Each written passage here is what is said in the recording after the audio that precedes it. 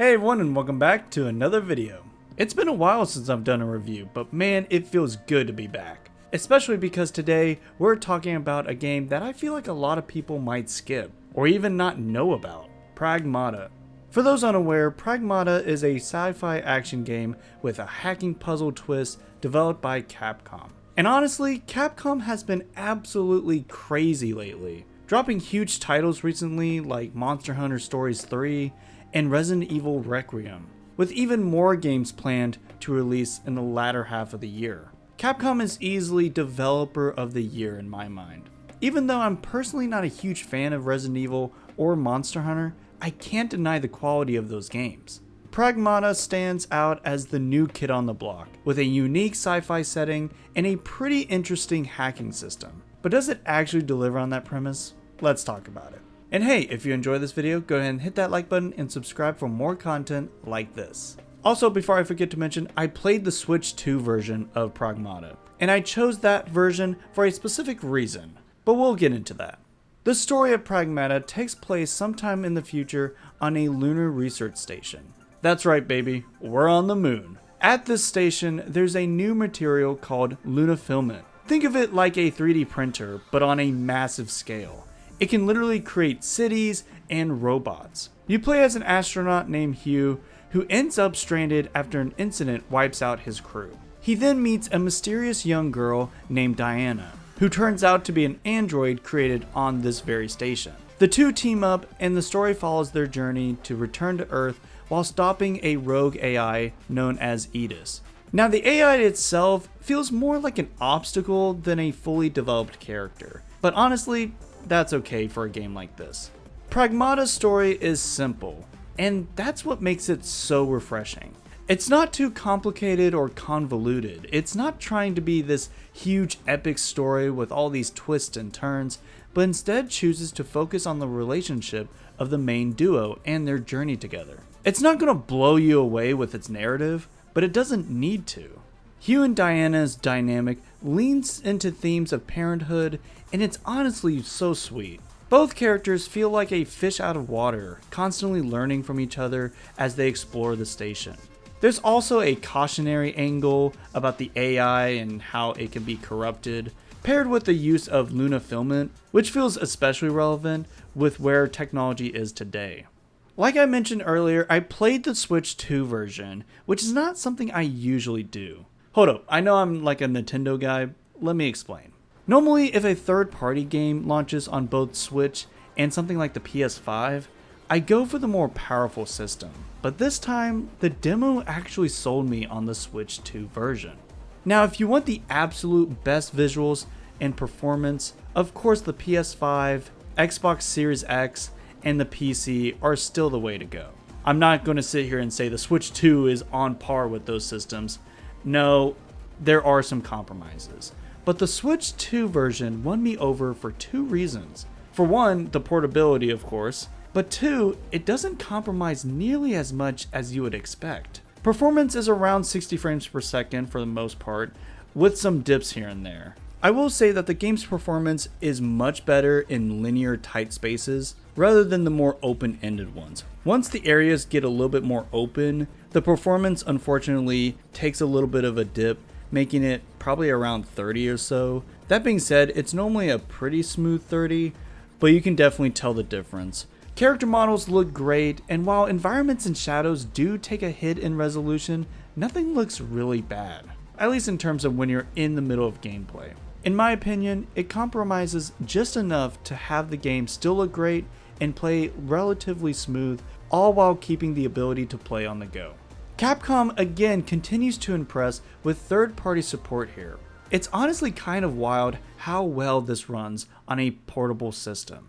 Pragmata's gameplay is, for the most part, pretty linear, with some levels giving you multiple areas to explore within them. The older I get, the more I appreciate a solid linear experience, especially one that's as well crafted as this. There are a ton of secrets and optional areas to find. Some are hidden behind fake walls, and the incentive for exploring usually comes down to finding more lunafilament currency and rare resources for upgrades. You can manage all these upgrades and collectibles back at your hub, which can also be upgraded throughout the story. giving you more and more to do as you progress. Pragmata also, oddly enough, has some really fun platforming sections. Hugh gets access to a small jetpack that lets him hover, making those far out platforms reachable. You can also sprint and then jump to get a bit of extra distance. I really didn't expect an action game to have this good of platforming, but I actually really dig the mobility the game gives you. Even though the game takes place on the moon, the environment doesn't really get stale. Thanks to the sci-fi 3D printing concept, you end up exploring a bunch of unique areas, like parts of New York City or even nature-inspired locations. It's honestly pretty exciting to see what kind of setting the game throws at you next. Now let's dive into the combat specifically. Pragmata features a hacking mechanic with a built-in minigame, and I'll be honest, I was not sold on this at first. It looked clunky and overly complicated in the trailers, but in practice, it actually adds a really fun layer of strategy. When you complete a hacking system, you expose enemy weak points and deal massive damage. And as you progress, you unlock mods that expand the system. One of my favorites is the multi-hack mod, which lets you hack multiple enemies at once. Now here's the thing, you use the system on basically every enemy. And yeah, after a while, it can get a bit exhausting at times, but it does keep the combat engaging.